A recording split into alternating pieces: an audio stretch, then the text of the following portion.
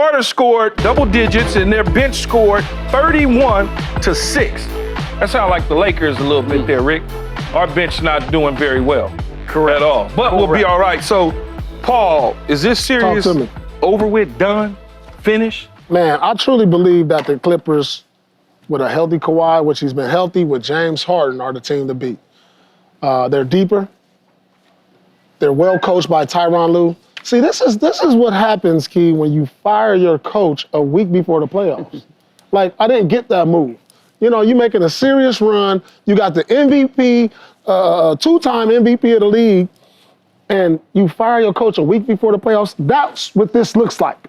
It looks like a 29-point smacking. So what is he in now, Game 3. Rick, 3-2 in 5 games? Adelman, 4-2. Man, it don't matter. It don't matter. I know. I just was. But like, it just looks that way now, and I feel for Joker because you're wasting a magnificent player in his prime.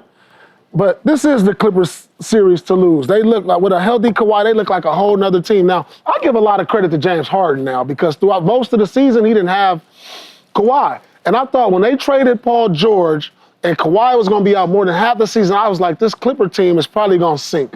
And James Harden kept them afloat all year long. Yeah.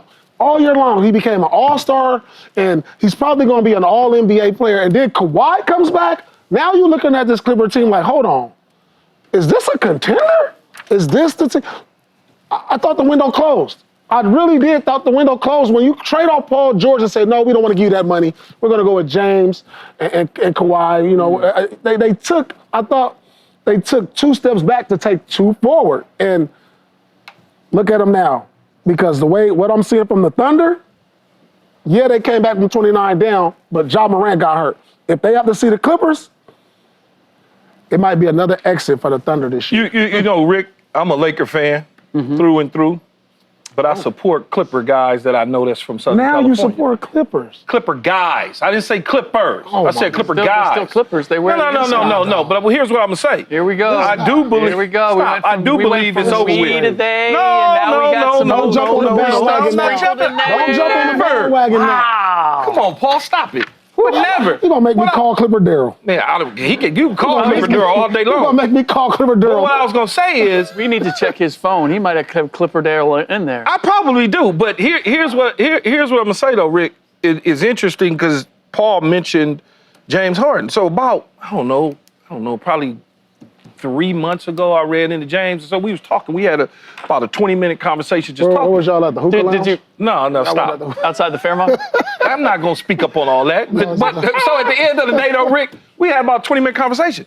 And I'm like, what's up? You know, like, and he like, man, we going to be all right. So when you hear things like that from players, because we talk different to one another, Paul. You know, if I ask you if y'all going to be good, like, or you going to be like, man, we get ready to bust them. And so he was telling me that the Clippers was going to be in the mix. I'm sitting there and I'm saying to myself, okay, he's giving me the confidence to believe. And if you notice the whole time, I've been saying that the Clippers is going to be there in the end. While everybody else was talking about, well, Kawhi, he might get hurt. What does the end mean? Like playoff? Further than what people think and probably further than they've ever been before. Yeah. That is a true testament to what they're doing right now. Finals, I believe. Yeah, but further, they got an opportunity in the chat. Think about it. When did they go to the conference final? In the with Kawhi, remember? No, it was 20. They were supposed to. I think it was 2021, maybe. Okay. Yeah, it was without Kawhi. It was out, and Paul George had those 2 or 3 good games. Okay. But when you think about it, though, Rick, you look at it, they honestly could be the representative out of the West. Because if they get OKC, and they get the Lakers, for instance, they can beat the Lakers. They honestly can beat the Lakers. They can beat Golden State. Is this Keyshawn Johnson sitting here? Yes, but they're not going to beat the Lakers. I'm just saying they could. You know what? Mike beat him up the last segment, and now he's giving in on everything. He's concussed over I'm there. not. Yeah. Look, man, the Clippers might clip. He's concussed. But who knows? He's concussed. Man, don't make fun of that, man. I'm saying, I know, you know, the football players, they got to deal with a lot. They got to deal with a lot, all them hits. Don't get me started, because y'all get a hangnail. Y'all done. Y'all on IR for like a month. No, the Clippers are the X factor in the Western Conference. I'll give you that. But the big question has always been, at least in my mind, has just been health. Health. And they haven't been able to stay healthy, and that's always undermined them. And Kawhi being at the head of the list. So the fact that you're seeing a healthy, spry Kawhi getting back to what we haven't seen in, like, it's been years, honestly, is a revelation, and it changes the dynamic with them. I've always believed in Ty Lue. I think he gets the most out of his teams. I think 100%. He's done it even through those injuries. He's maximized what they're capable of. But so, yes, I do. As far as this series is concerned, no question. I believe that it's the Clippers to lose at this point. And I feel bad for Nikola Jokić because the rest of that team looks lifeless around him. Now, we talk about injuries. Aaron Gordon supposedly is dealing with a calf injury. Michael Porter has the sprained shoulder. I don't want to ignore those. But I love basketball. At this point, everybody's injured. Everybody has players something. are unbelievable. To tell you, Rick, I'm not giving those. The whole playoffs with a turf toe. I'm not giving those. $50 million fully guaranteed over 4 years. Everybody has every time right it now. Don't look good in basketball, there's something wrong with somebody. Everybody got something. Man, come on. No, but it is true. By the time you play 82 games, Key, you can't. You gonna have a bruised thigh. You sitting out half the damn games. Toe. You low managing half the games. No, come on now, Paul. It don't matter. What I'm saying is he's trying to give Denver an excuse. That's what I'm saying. He's giving them an excuse. I am not giving Denver an excuse. Oh, I am not. Absolutely not. Come on now. No, I'm not giving them an excuse. He's got a shoulder, and I think he's got something wrong with his calf. Simply acknowledging it. So what you think that was going on? Kawhi still got a degenerate knee.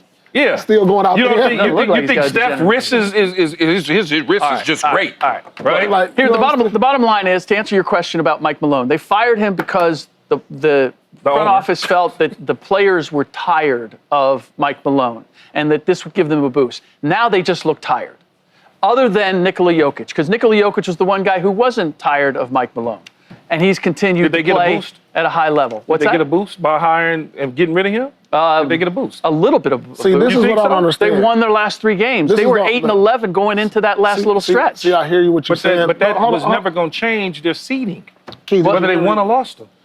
Listen to what he said.